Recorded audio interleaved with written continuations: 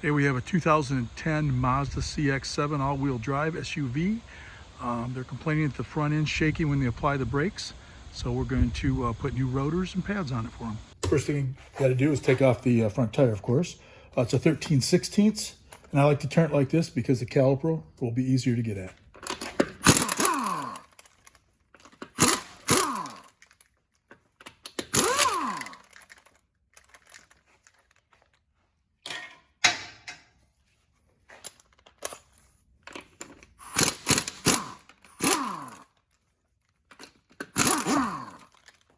Next thing we do is remove these two 18s right here.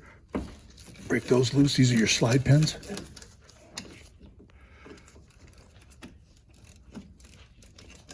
Got a little rust on that one.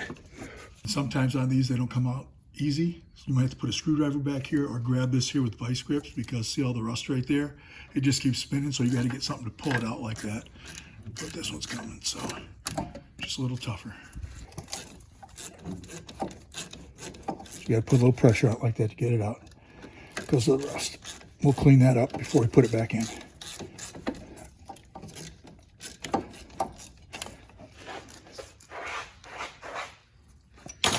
You can see how rusty they are, but they're also different sizes, and I don't believe you can actually mess them up. So a lot of them are the same size. These happen to be two different sizes. You're going to want to clean it up like that, get rid of the rust in that, either wire wheel or sandpaper, whatever you happen to have around the house, but you want it clean like that so it slides better.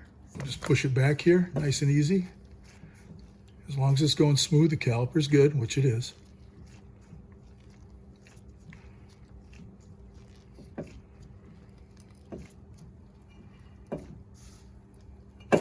That's about it right there. You can see both pistons are nice and flush right there. And I'm just going to hang this up out of the way so I can continue doing the brakes.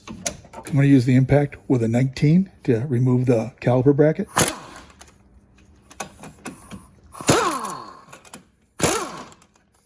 Okay.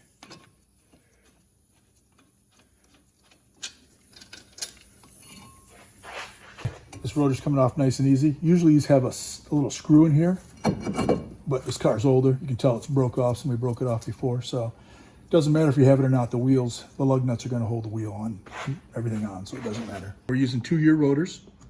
This is a mid-grade pad, and these usually come with your clips also. So we're going to install those too. And then we got your brake clean, disc brake quiet, and of course brake fluid, and slide for your pins. First thing you're going to do is lay this on top and make sure the bolt pattern's the same and they're the same diameter, because sometimes you do get the wrong parts. Because these are stored in a warehouse, they put a nice little residue of oil on there to keep the rust off of it. So you're going to want to clean this side first. Otherwise your brakes will be smoking when you first apply them. Then you flip it over like this so this bottom's not touching. And do this side.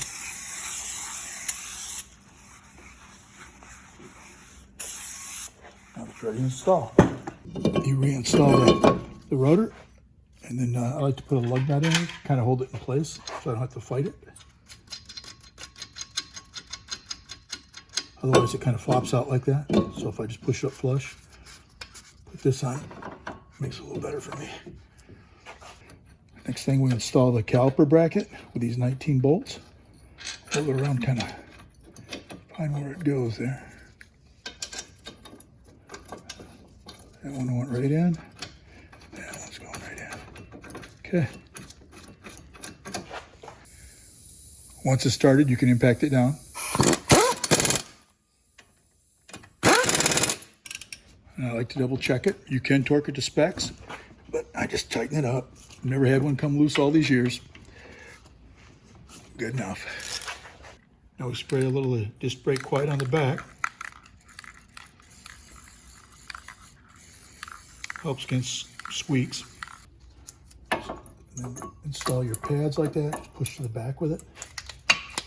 Should clip front and back like that. You can tell it's nice and tacky with that stuff on there. Okay, last thing we do is install our caliper. Okay, I always like to hang it up like that. Make sure when you bring it back down that it's not twisted.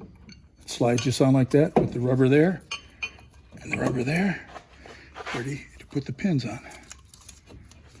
We're going to lube it up good so these slide pins work well. Like I said, you can't get these backwards. One is bigger than the other one. Just make sure it goes in and out good, like that. Do the same for the top, tighten it up.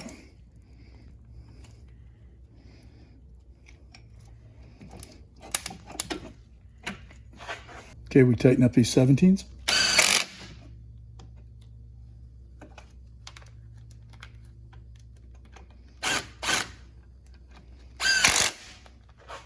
Okay, we just double check it. Tight. Tight. Okay, we got tight on the caliper brackets, tight on the caliper, and this hose is not kinked, so we're ready to install the tire. Okay, you're going to want to start all the lug nuts by hand, by fingertip, so you don't cross thread them, and then you can impact them down or use a 4-way, whatever you happen to have. Now you're going to want to go at a crossing pattern. So it draws it down evenly. And you can go around.